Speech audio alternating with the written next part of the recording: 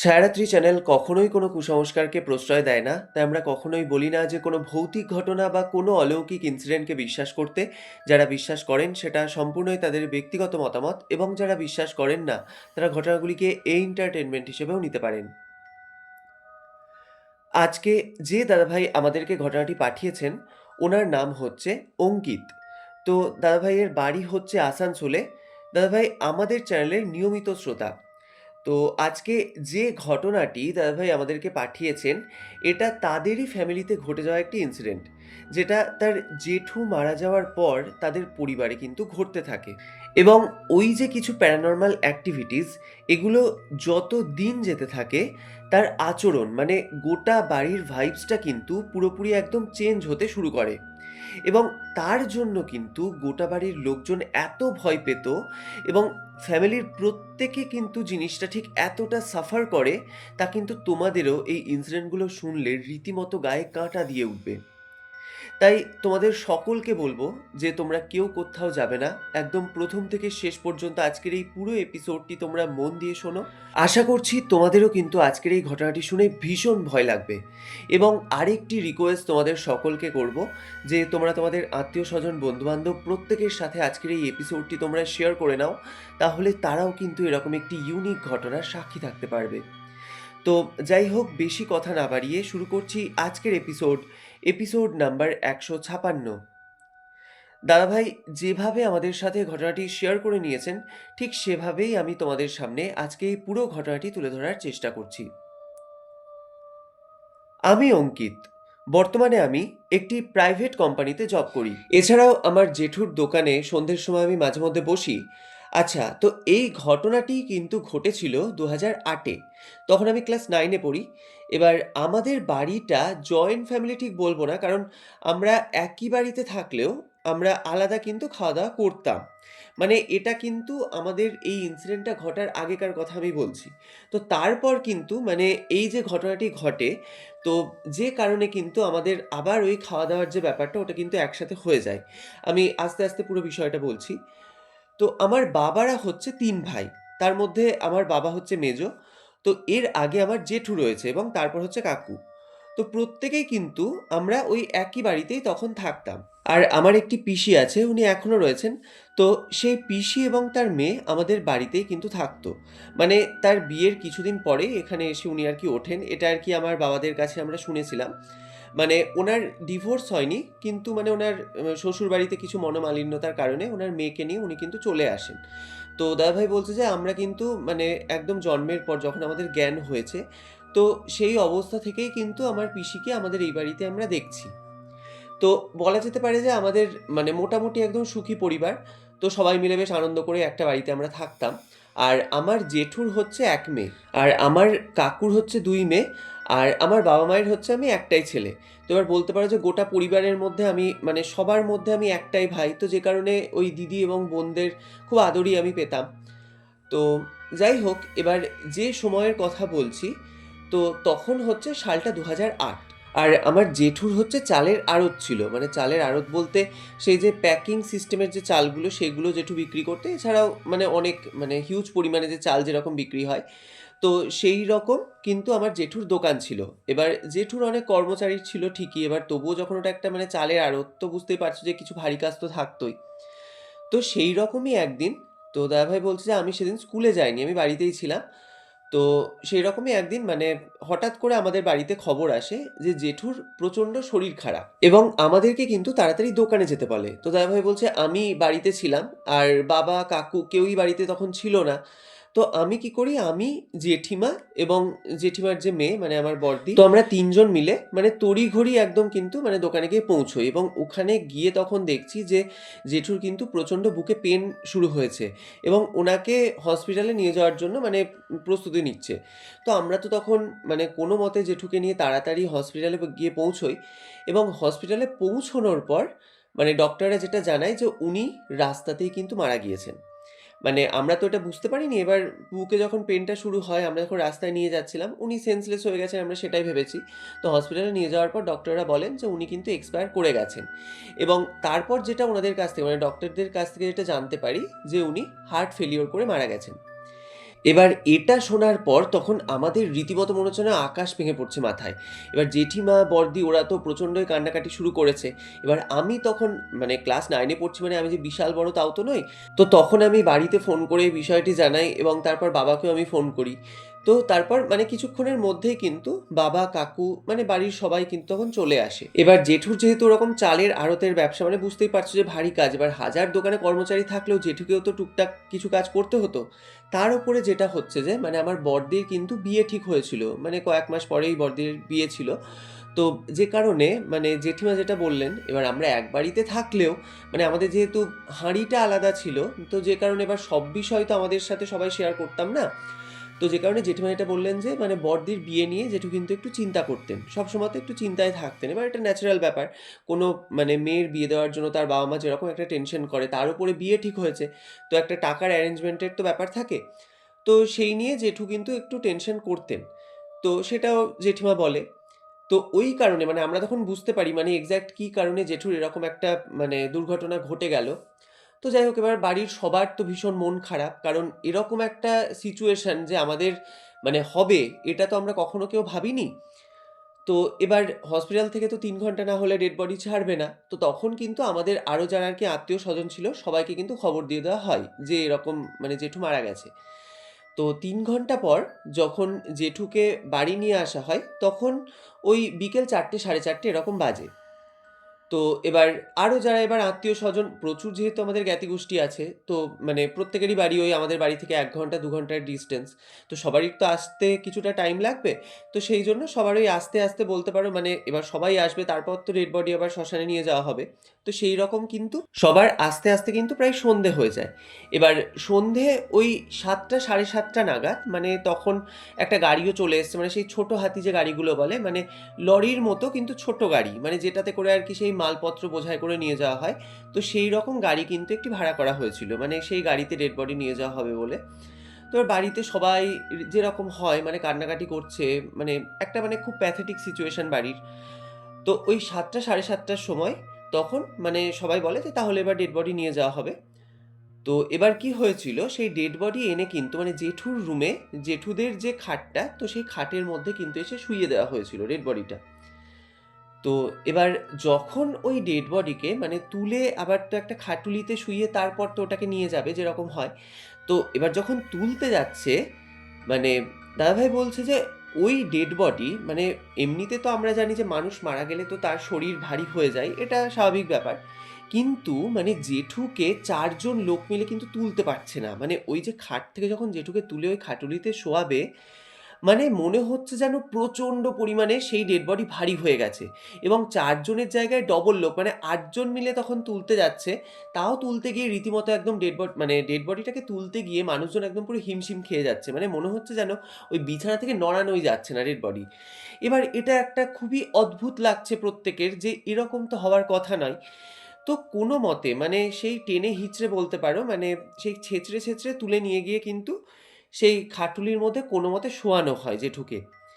এবার আমাদের পরিবারে তখন এইসব বিষয় নিয়ে যে কিছু অন্য কিছু ভাববো সেরকম কোনো কারোর মেন্টালিটি ছিলও না। আর আমরা কিন্তু এসব নিয়ে কিছু ভাবিও নি। কিন্তু পাড়া প্রতিবেশীর সবাই এই বিষয়টিকে নিয়ে একটু কানাঘুষো করতে শুরু করে। মানে যেটা আমাদের নজর এড়ায় না।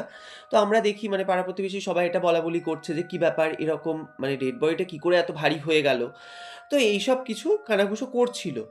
তো আমরা অতটাও বিষয়টা গ্রাহ্য করিনি। তো তারপর কিন্তু ওই ডেড বডিটিকে মানে ওই যে খাটুলিতে করে যে তুলে গাড়িতে রাখবে, সেই সময়তেও কিন্তু এক্সেস ভারী। মানে সবাই মোটামুটি মানে তুলতেই পারছে না বলতে পারো। তো ওই মোটামুটি কোনো রকমে তুলে নিয়ে গিয়ে কিন্তু সেই মানে যে সেই যে ছোট হাতি যে গাড়িগুলো বলছিলাম, তো তার মধ্যে নিয়ে গিয়ে ডেড বডিটাকে রাখে। এবার মানে যারা আর কি বাড়ির পুরুষ মানুষ ছিল, তো তারা প্রত্যেকেই ওই গাড়িতে মানে চেপে যায়। মানে মৃতদেহর সঙ্গে তারা চেপে যায়। তো দাদাভাই বলছে আমিও কিন্তু যাই। আর পেছনে আরেকটি গাড়ি ভাড়া করা হয়েছিল যেটাতে আমাদের ফ্যামিলির যারা আর কি আরও আত্মীয়স্বজন এসছে তারাও যাবে, যেহেতু শ্মশানঘাটটা ওখান থেকে বেশ অনেকটা দূর। তো তাদের জন্য একটি আলাদা গাড়ি ভাড়া করা হয়েছিল। তো এবার সবাই মিলে কিন্তু আমরা তখন ওই 7:30 সন্ধ্যে 7:30 নাগাদ আমরা কিন্তু রওনা দিই।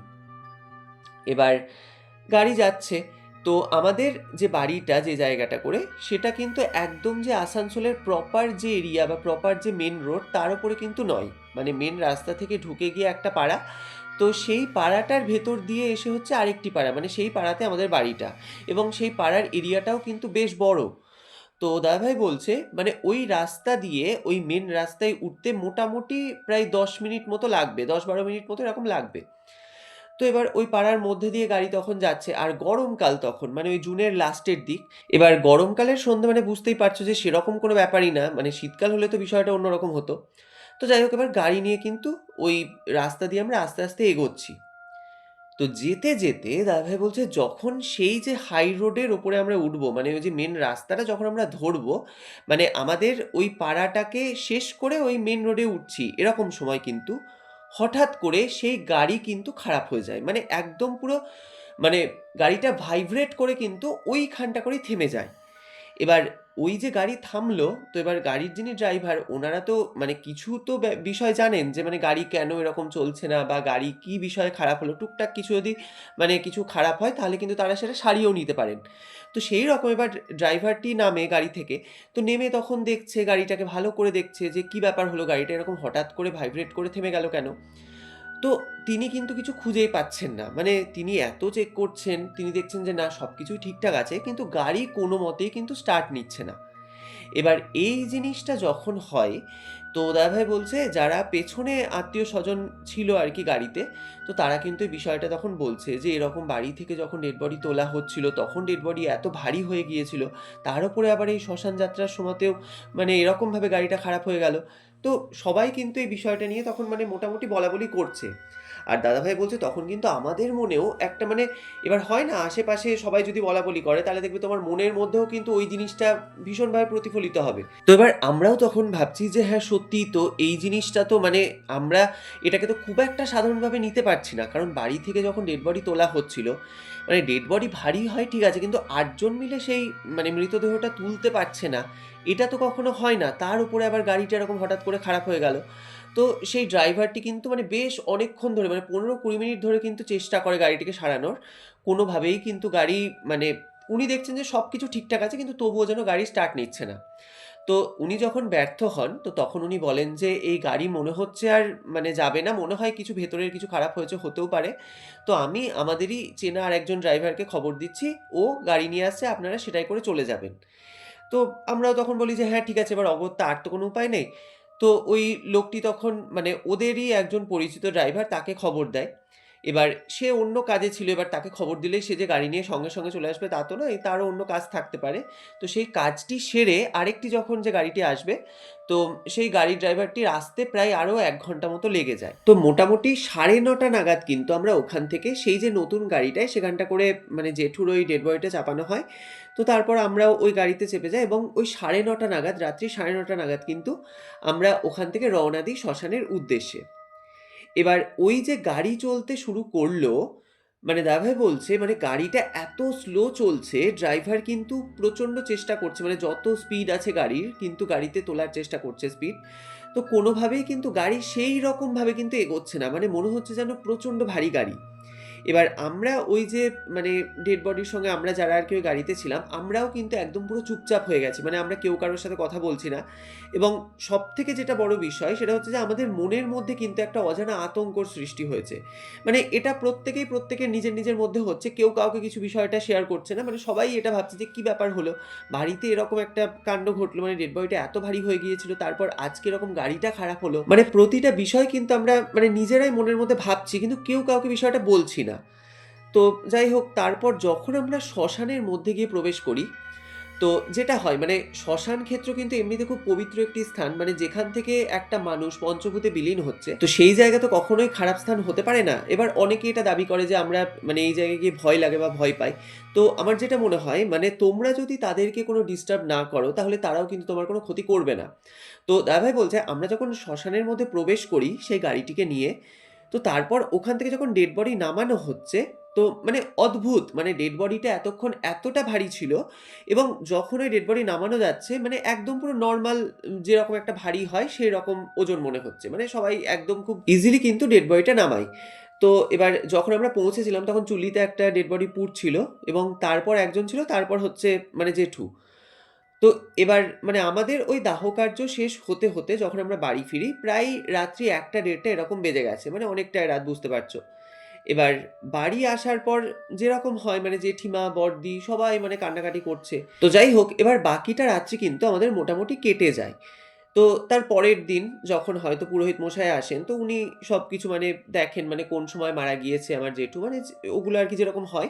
তো সেই পুরোহিত মশাই এসে সবকিছু দেখে-টেখে ওই যে ১২ দিন পর যে আমাদের শ্রাদ্ধ শান্তির যে ব্যাপারটা, তো সেইটা কিন্তু উনি বলে যান যে এরকম, এরকম কাজ হবে। তো দাদাভাই বলছে তারপর কিন্তু ১২ দিনের যে অশৌচের পর্বটা সেটা আমাদের মিটে যায় এবং তারপর আমার জেঠুর কিন্তু খুব মানে আয়োজন করে, বিশাল বড় আয়োজন করে শ্রাদ্ধ শান্তি করা হয়েছিল এবং তারপর সন্ধ্যেবেলাতে আমাদের যিনি গুরুদেব তার নাম সংকীর্তন, তারপর সৎসঙ্গ, মানে সমস্ত কিছু কিন্তু খুব ভালো করে করা হয়। তো ওই শ্রাদ্ধ শান্তি মেটার পর সেই যে পুরোহিত মশাই উনি আমার জেঠিমাকে বলে যান যে খুব ভালো করে কাজকর্ম হয়েছে। মানে যেটা হয় আরকি, মানে একটা বাড়ির লোকের তো একটা এক্সপেকটেশন থাকে যে আমরা এরকম মানে এত খরচপাতি করে যে শ্রাদ্ধ শান্তি করছি সেটা ঠিকঠাক হলো কিনা। তো সেই রকমই কিন্তু সেই পুরোহিত মশাই আমাদেরকে বলে যান যে শ্রাদ্ধ শান্তির কাজটা খুব ভালো মতোই কিন্তু মিটেছে। তো বাড়ির সবার এইটা শুনে বেশ মানে মনে শান্তি হয় যে যাক, কাজটা তো ভালো করে মিটলো। তো এরপর যেটা হয়, যেটা কয়েক মাস পর আমার বড়দির বিয়ের কথা ছিল, তো সেই বিয়েটা তো পিছিয়ে যায়।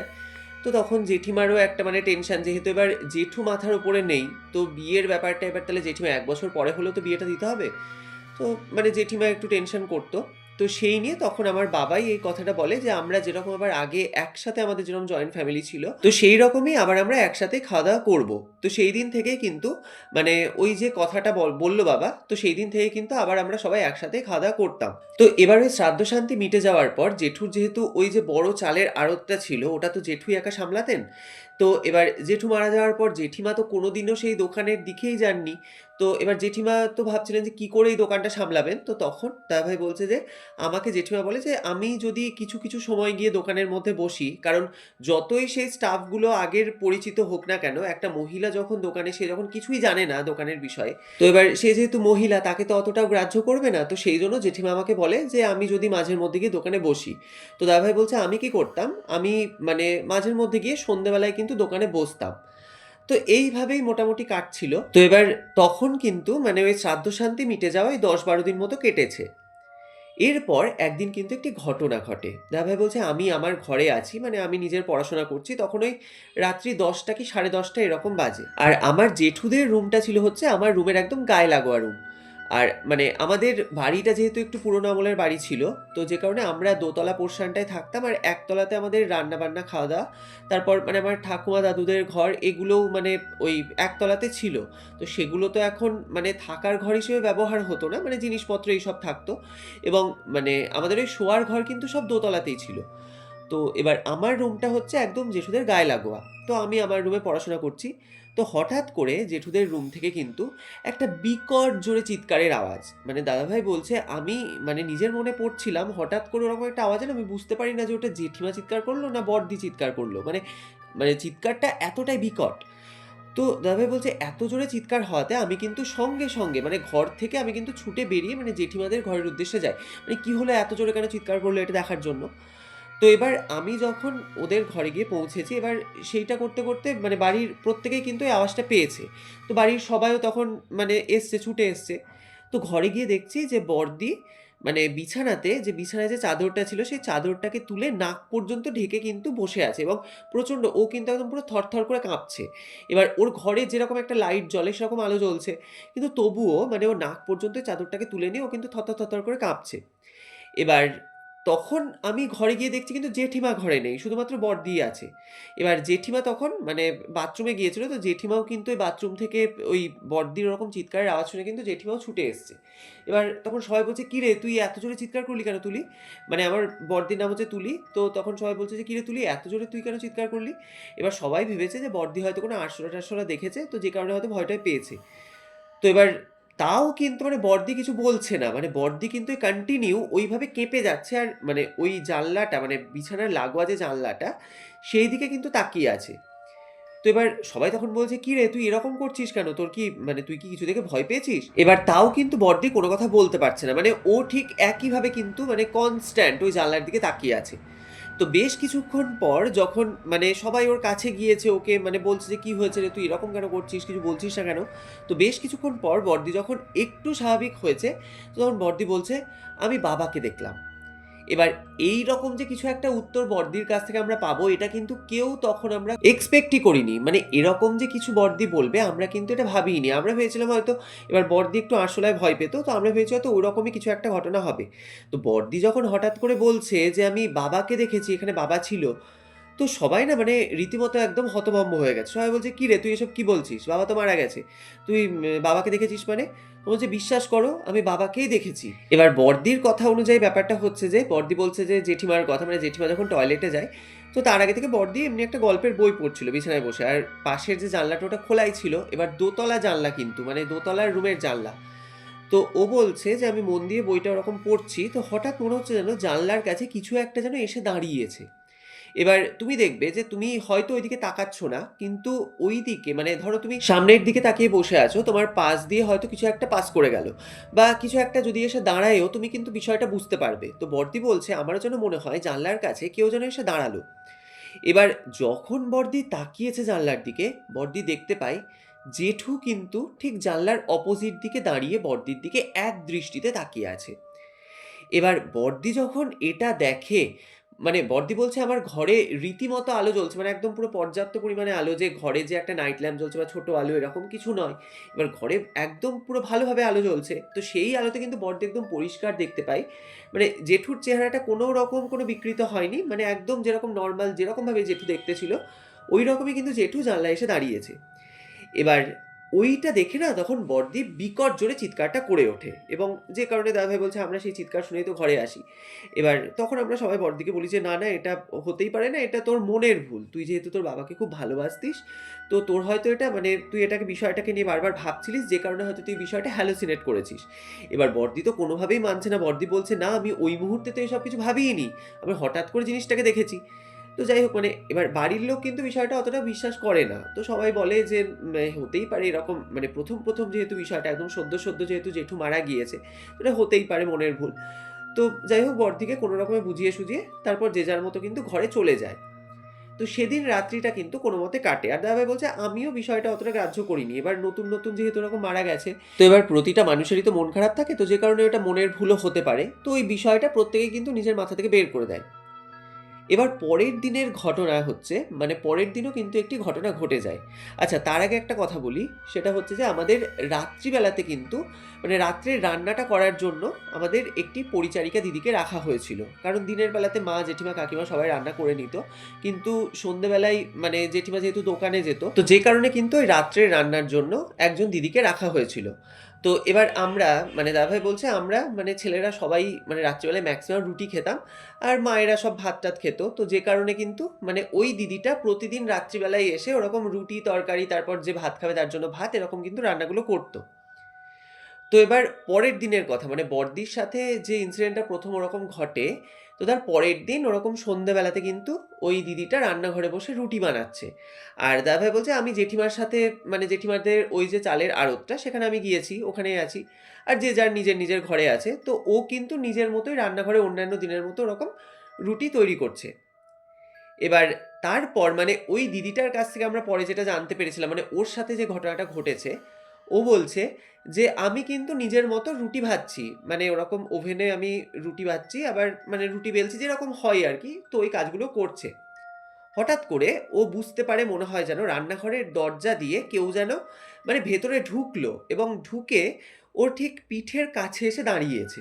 এবার অন্যান্য দিন যেটা হয়, মা বা পিসি কেউ হয়তো আসে রান্নাঘরে বা ওর সাথে একটু কথা-টথা বলে। তো ও কিন্তু সেটাই ভেবেছে যে মা বা পিসি বা কাকিমা কেউ হয়তো এসেছে। তো ও আর কি করেছে, ও তখন পেছনে ঘোরেনি, ও নিজের মতো রুটি বানাচ্ছে আর মানে ওরকমই উদ্দেশ্য করে ও কথা বলছে। এবার বেশ কিছুক্ষণ যাবৎ যখন দেখছে মানে ও কথা বলছে তাও কোনো উত্তর পাচ্ছে না। মানে ও কিন্তু বুঝতে পারছে মানে পেছনে কেউ একজন এসে দাঁড়িয়েছে। তো এবার ও যখন দেখছে যে কোনো রকম কোনো রেসপন্স নেই, যে মানে একজন কাউকে যদি তুমি কথা বলো তার প্রতি উত্তরে সে তো কোনো উত্তর দেবে। তো এবার ও যেটা দেখছে যে কেউ কোনো উত্তরও দিচ্ছে না, কিছুই না। ও নিজের মতোই কিন্তু বকবক করে যাচ্ছে। তো এবার ওর কিন্তু মনে একটু খটকা লাগে যে, "কি ব্যাপার? আমি এতক্ষণ নিজে বকবক করছি, কেউ কোনো উত্তরও দিচ্ছে না, কিছুই না।" তো ও কিন্তু ভাবে এবার আমি পেছন ঘুরে তাকাবো যে কে এসে দাঁড়িয়েছে। ও বলছে, আমি যেই ঘাটটাকে ঘুরিয়ে পেছন দিকে তাকাতে যাব, এমন সময় আমার ডান দিক থেকে একটা সরু লিকলিকে এবং ফ্যাকাশে একটা হাত ঠিক আমার ডান সাইড থেকে কিন্তু আমার সামনে এসে দাঁড়িয়েছে। মানে আমি কিন্তু শুধুমাত্র ওই হাতটাই দেখতে পাচ্ছি, এবং পেছনে যে কে আছে কি না আমি কিন্তু দেখতে পাচ্ছি না, এবং আমার কিন্তু সেটা সাহসেও কুলোচ্ছে না।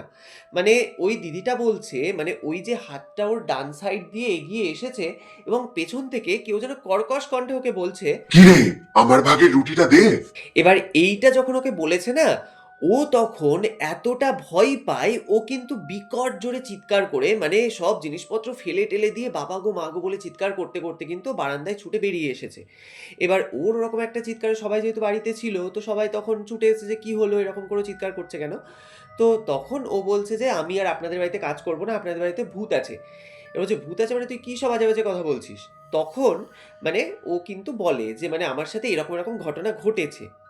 এবার দাদাভাই বলছে আমরা যখন বাড়িতে আসি, মানে দোকান থেকে আমি জেঠিমা যখন আমরা বাড়িতে আসি, তো তখন আমরাও জানতে পারি যে এরকম একটা ঘটনা ঘটেছে, এবং বড়দি কিন্তু তখন জোর দিয়ে বলছে যে তোমরা এবার বিশ্বাস করলে তো, মানে গতকালকে আমি যেটা দেখেছিলাম তার মানে ওটা ভুল নয়, মানে আমি কিন্তু তাহলে সত্যিই বাবাকে দেখেছিলাম। এবার সবার মনেই কিন্তু তখন বিষয়টা নিয়ে একটু খটকা লাগতে শুরু করে। তার কারণ হচ্ছে মানে গতকালকে বড়দির যে জিনিসটা ঘটেছিল ওটাকে যদি ধরেও নিই যে বড়দির এটা মনের ভুল, কিন্তু এই যে রান্নার দিদিটা, সে তো নতুন এখানে কাজে লেগেছে, এবার সে তো এত কিছু বিষয় জানে না।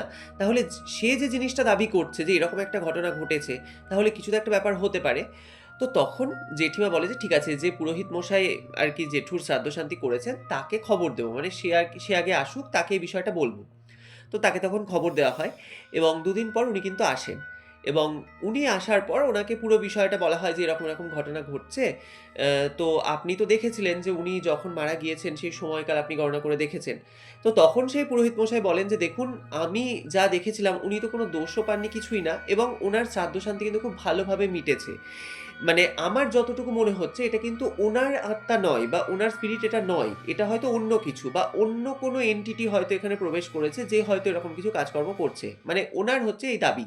তো যাই হোক, এবার উনি এটা বলে তো চলে যান, কিন্তু তারপর থেকে যেটা হতো, মানে দাদাভাই বলছে যে প্রতিদিন মানে রাত্রিবেলাতে যে রান্নাটা, মানে তারপর তো সেই রান্নার মেয়েটি তো কাজ ছেড়ে দেয়, তো তারপর মা কাকিমা পিসি সবাই মিলে ওরকম মানে হাতে হাতে কাজগুলো করে নিত রাত্রে। তো এরপর থেকে যে জিনিসটা বাড়ির প্রত্যেকে লক্ষ্য করতে শুরু করে, ধরো মানে ওরা তো কি করতো যে গোনাগুনতি ধরো রুটি বানাতো, ধরো একদিন 10টা রুটি বানাচ্ছে, তো তারপর যখন রাত্রে সবাইকে খেতে দিতে যাচ্ছে, তো ওখান থেকে কিন্তু 2টো কি 3টে রুটি মিসিং থাকতো। এবার প্রথম 2-1 দিন বিষয়টা ওরা ভেবেছিল যে হয়তো তাহলে এবার মানে বানানোর সময় তো গুনতে ভুল হয়েছে, এরকম হতে পারে। তো এরকম যখন 2-3 দিন ঘটনা ঘটে, মানে প্রতিদিনই রাত্রিবেলা দেখছে 2টো কি 3টে করে এরকম রুটি মিসিং থাকছে, তো তখন মায়ের কিন্তু বিষয়টা খটকা লাগে।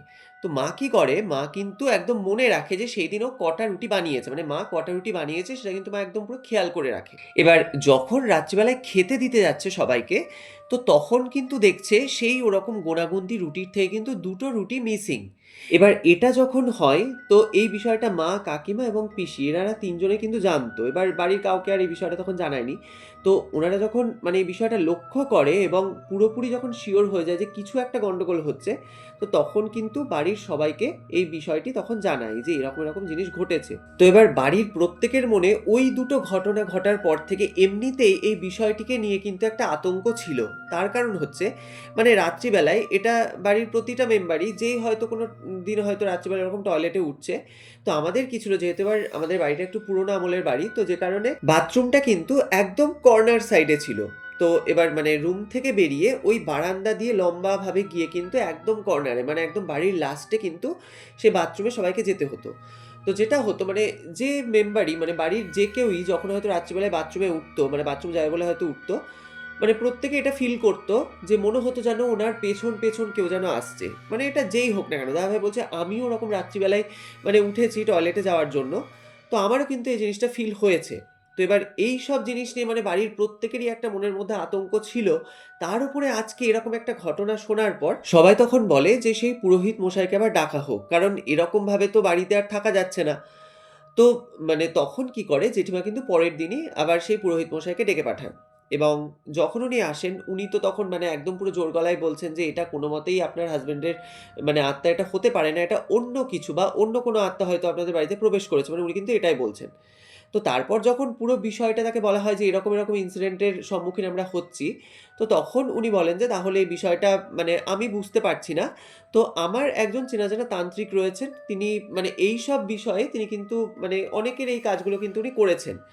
তো তাকে আমি খবর দিচ্ছি, উনি আপনাদের বাড়ি আসবেন। তো সবাই তখন বাড়ির রাজি হয়।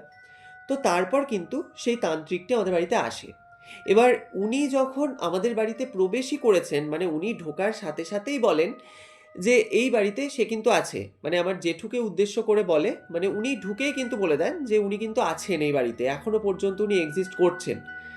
তো এবার সবাই তখন বাড়ির মানে বলছে যে কেন উনি কেন আছেন? উনার তো ভালোভাবে শ্রাদ্ধ শান্তি করা হয়েছে এবং উনি দোষও পাননি। মানে উনার যে মৃত্যু সময়কালটা সেটাকে গণনা করেও দেখা গিয়েছিল যে উনি কোনো দোষও পাননি। তো এটা তাহলে মানে উনি কেন আছেন? তো তখন উনি বলেন যে তার জন্য আমাকে মানে ছক কষে দেখতে হবে। মানে উনি কেন এই বাড়িতে আছেন? কেন এই বাড়ির মায়া ছাড়িয়ে উনি যেতে পারছেন না?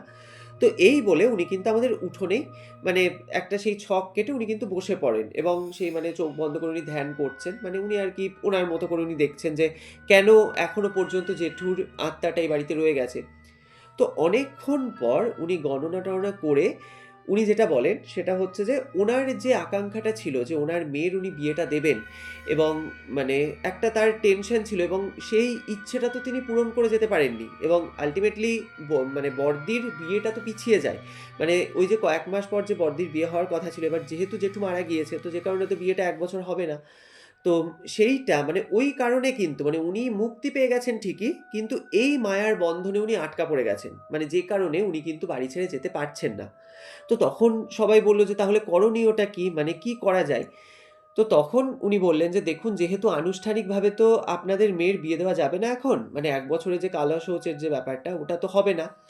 তো যে কারণে এই যে ৪৫ দিনের যে বাৎসরিক ক্রিয়াটি সেটা যখন মিটে যাবে তারপর মানে আপনাদের মানে এই বড় মেয়ের আপনারা রেজিস্ট্রি করে রেখে দেবেন। মানে রেজিস্ট্রিটা করে দেবেন এবং ওর যখন রেজিস্ট্রি ম্যারেজটা হয়ে যাবে তারপর আপনার মানে জেঠিমাকে বলে যে আপনার মেয়েকে আপনার হাসব্যান্ডের উদ্দেশ্যে গয়াতে গিয়ে পিণ্ডদান করতে হবে এবং সেই যে পিণ্ডদানের আগে মানে ওখানে যাওয়ার আগে কিন্তু মানে জেঠুকে উদ্দেশ্য করে, জেঠুর ছবিকে সামনে রেখে জেঠুকে উদ্দেশ্য করে বাড়ির প্রত্যেকটা ফ্যামিলির সদস্য ওখানে উপস্থিত থাকতে হবে এবং তাকে কিন্তু জানাতে হবে যে মানে তুমি যেটা চেয়েছিলে যে তোমার মেয়ের বিয়ে হোক বা মানে যেটা নিয়ে তুমি টেনশন করতে সবসময়তে, তুমি তো সেটা দেখে যেতে পারোনি। তো দেখো তোমার মেয়ের বিয়ে হয়ে গেছে এবং তোমাকে উদ্দেশ্য করে গয়াতে যে পিণ্ডদানটা করা হবে সেটা তুমি গ্রহণ করো এবং তোমার যে জায়গা মানে তোমার তো এখন এখানে জায়গা নয়, তুমি মানে যেখানে তোমার থাকার জায়গা সেখানে তুমি শান্তিতে যাতে যেতে পারো সেই কামনাটা কিন্তু প্রত্যেককে বাড়ির প্রত্যেকে কিন্তু করতে হবে।